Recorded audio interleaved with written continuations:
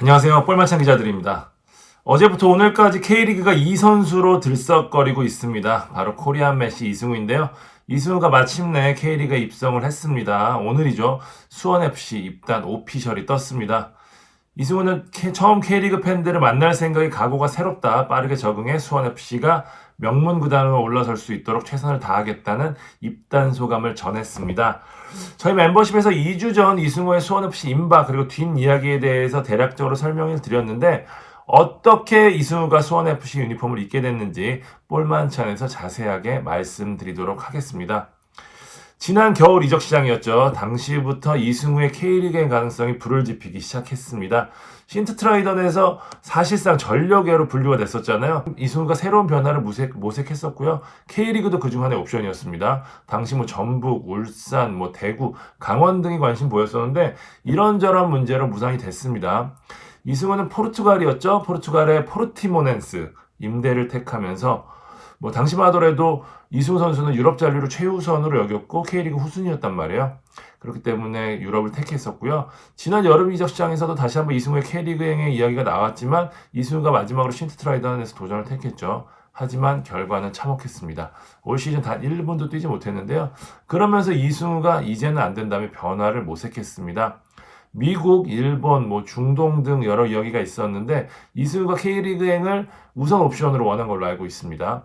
백승호의 자극이 좀 된 게 아닌가라는 생각이 드는데 백승호가 전북에 오면서 경기력이 살아났고 그러면서 대표팀에도 복귀를 했잖아요. 이승우도 내년 월드컵이 열리는 만큼 K리그에서 자신의 존재 가치를 입증한 후 대표팀에 복귀하고 싶다는 뜻을 피력한 걸로 알고 있습니다. 수원FC가 적극적으로 움직였는데요. 올 시즌 승격 후 파이널 A라는 성과를 거둔 수원FC는 향후 구단의 가치를 올리기 위해 공격진을 업그레이드 시켜줄 수 있는 카드 그리고 팀의 레벨을 높여줄 수 있는 선수를 찾았습니다. 카드는 한 명으로 좁혀졌는데 이승우였습니다. 가진 게 있고 무엇보다 좀 스타성이 있는 선수잖아요. 수원삼성이라는 이 큰 규모의 더비 라이벌이 있는 수원FC 입장에서는 이승우 카드는 분명히 매력적인 대상이었거든요. 김호건 단장이 당시 신트트라이던에 있던 이승우 전화번호를 물색해서 직접 전화를 한 걸로 알고 있습니다. 한국행에 대한 의중을 물어봤고요. 부활할 수 있도록 내가 도와주겠다는 구체적인 설득을 합니다.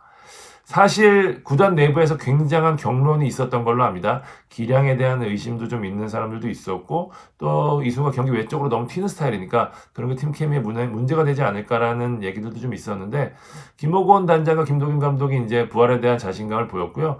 팀 내에서도 이승우의 스타성 그리고 분명히 우리 팀에 도움이 될 수 있는 선수다라는 결론이 내리면서 수원FC는 이승우 영입 쪽으로 가닥을 잡았습니다.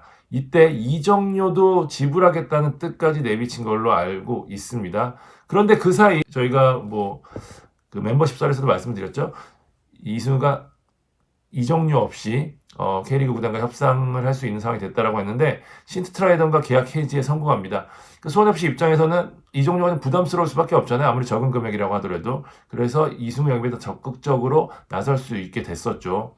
그런데 연봉 협상 도중 연봉에서 약간 이견이 생긴 걸로 알고 있습니다. 그래서 한 차례 결렬된 적이 있다고 하는데 이때 적극적으로 움직인 게 수원FC의 이사장이자 수원시 축구협회장이라고 합니다. 이분이 이승우 아버지와 가깝다고 해요. 이승우가 수원 출신인 거 다들 알고 계시죠? 그래서 과거에 수원FC랑 훈련을 한 적도 있고 그런 인연들이 수원FC랑 있잖아요. 이분이 이전부터 이승우가 수원FC에서 뛰었으면 좋겠다라는 의견을 여러 차례 좀 피력한 걸로 아는데 그러면서 아버지 쪽 설득에 나선 걸로 알고 있고요. 그러면서 다시 길가 바뀌기 시작했습니다. 여기에 김호건 단장, 김도균 감독에 이어서 또 한 명 이승우를 설득에 나선 게 있는데 박주호였습니다. 둘이 2018년 러시아 월드컵 당시 함께하면서 가까워졌는데 이승우가 박주호에게 수원FC 어때요? 라고 여러 차례 물었다고 해요. 박주호 선수가 무조건 오라는 이야기를 했고 내가 도와줄 수 있다라는 얘기까지 전한 걸로 알고 있습니다. 그러면서 수원FC행이 급물살을 탔고요. 그 사이에 협상도 순조롭게 진행이 됐습니다. 23일 신트트라이던과 결별 발표가 나고 이승우는 바로 한국행 비행기를 탑니다. 돌아와서 김도균 감독과 통화도 했고요. 이때쯤 저희가 떡밥으로 던졌지만 수원FC행이 임박한 상황이었습니다. 물론 타팀 가능성이 꺼진 건 아니었어요. 이 신트트라이던 가기 전부터 미국 MLS에서 관심을 보였다고 하거든요. 다시 한번 좀 콜이 왔었고 국내에서도 몇몇 팀이 관심을 보였고 유럽에서도 이야기가 없지는 않았다고 합니다. 이승우가 스페인으로 가고 싶다는 보도도 나왔었는데 이때쯤에는 거의 좀 손FC가 꽤 진척이 된 상황이었기 때문에 말도 안 되는 이야기였고 마지막 협상을 통해서 마침내 방점을 찍었습니다. 2일 메디컬 테스트를 진행했고요. 사인까지 완료했습니다. 계약 기간은 3년이고 대우는 구단 최고 연봉으로 알고 있습니다. 과거 썰에서 여러 차례 말씀드렸지만 이승우가 백승호에 준하는 대우를 원했다고 말씀을 드렸었잖아요. 그 정도 선에서 좀 마무리를 한 것 같습니다. 구단은 이승우 영입에 만족감을 표시하더라고요. 이미 엄청난 화제를 모으고 있고요. 오늘도 구단의 인터뷰 요청 전화부터 해서 엄청나게 많은 전화가 왔다고 합니다. 무엇보다 구단이 이승우 부활을 확신하는 분위기예요. 왜 그러냐? 이승우 태도 때문인데요. 이승우가 수업 시행이 근접해지면서 본인이 먼저 구단 훈련에 합류해도 돼요? 라는 뜻을 전했다고 해요. 물론 시즌이 아직 끝나지 않았기 때문에 기존 선수들 때문에 뜻을 이루지 못했는데 이승우에 대해서 가장 우려했던 게 사실 지난 몇 년간 경기를 제대로 뛰지 못한 몸 상태에 대한 부분이잖아요.